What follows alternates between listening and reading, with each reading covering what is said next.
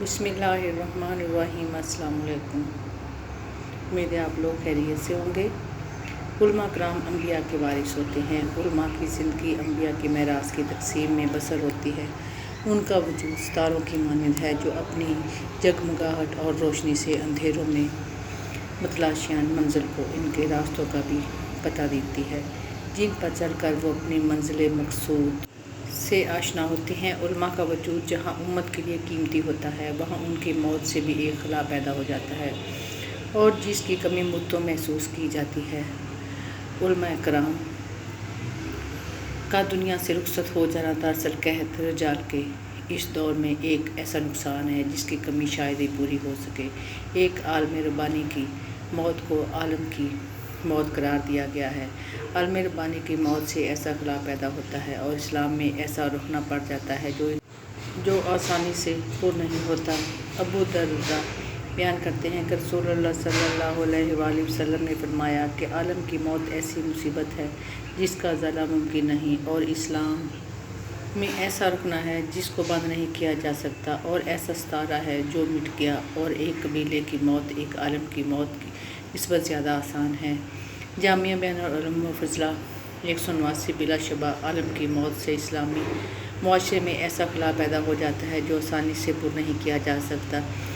یہ اللہ تعالیٰ کی عالم پر خاص رحمت ہے۔ یہی سبب ہے کہ زمین و آسمان کی تمام مخلوق عالم کے لیے مغفرت کی دعا کرتی ہے۔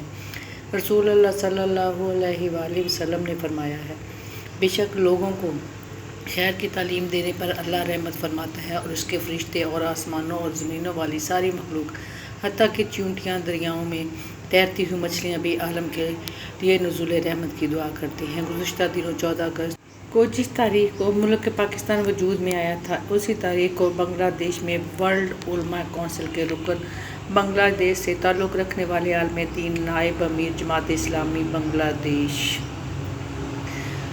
علامہ دلاور حسین سعیدی کا 12 سال قید میں رہنے کے بعد جیل میں انتقال ہو گیا۔ علامہ دلاور حسین سعیدی کا شمار برصغیر کے بڑے خطیبوں میں ہوتا تھا اور وہ خطابت میں کمال رکھتے تھے۔ سیرت کے جلسوں میں لاکھوں افراد انہیں سننے کے لیے آیا کرتے تھے۔ 1996 سے 2008 تک 3 مرتبہ وہ بنگلہ دیش کی پارلیمنٹ کے رکن بھی منتخب ہوئے۔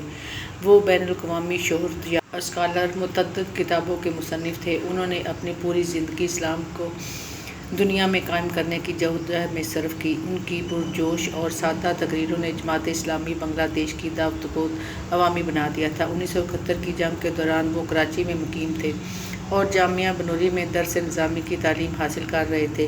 انہوں نے جماعت اسلامی میں شمولیت بھی 1971 کے بعد کی، لیکن بنگلہ دیش سے فاصل جابر حکومت نے بنگلہ دیش کے دیگر رہنماؤں کی طرح علامہ دلاور حسین سعیدی پر بھی پاکستان سے وفاداری نبھانے کا مقدمہ قائم کیا اور انہیں 12 سال سے زائد عرصے سے قید و بند کی مشقت میں رکھا ہوا تھا۔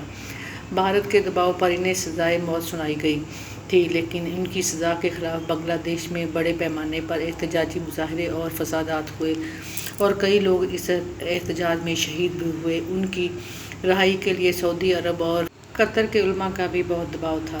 علماء کی عوامی مقبولیت سے خوف زدہ ہو کر حسینہ واجد حکومت نے ان کی پھانسی کی سزا کو عمر قید میں تبدیل کر دیا تھا۔ علامہ دلاور حسین سعیدی کردار کے غازی تھے۔ انہوں نے پوری دلیری سے حکومتی جبر کا مقابلہ کیا اور باطل کے سامنے سر نہیں جھکایا۔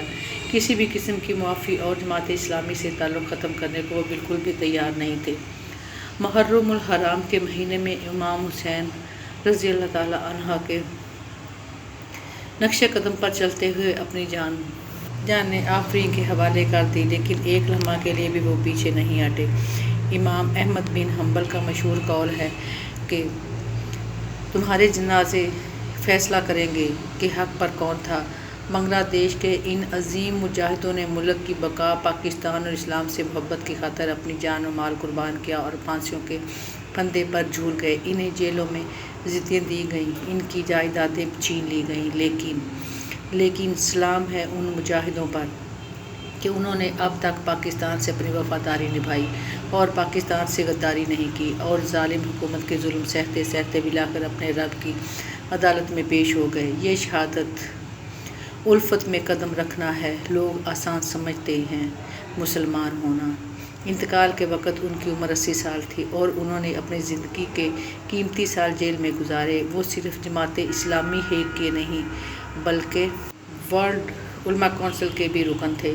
ان کے شاگردوں کی تعداد ہزاروں میں ہے جو دنیا بھر میں دعوت تبلیغ کے کام میں مصروف ہیں۔ اللہ تعالیٰ جرأت، بہادری اور دلیری کے اس مجاہد کی شہادت کو قبول فرمائے۔ ان کی تمام نیکیوں کے بدلے جنت میں ان کی بہترین مہمان نوازی کی جائے اور ہم سب کو ایسی ایمان، جرأت اور دلیری والی زندگی عطا فرمائی جائے۔ آمین یا رب العالمین۔ صدق اللہ العظیم۔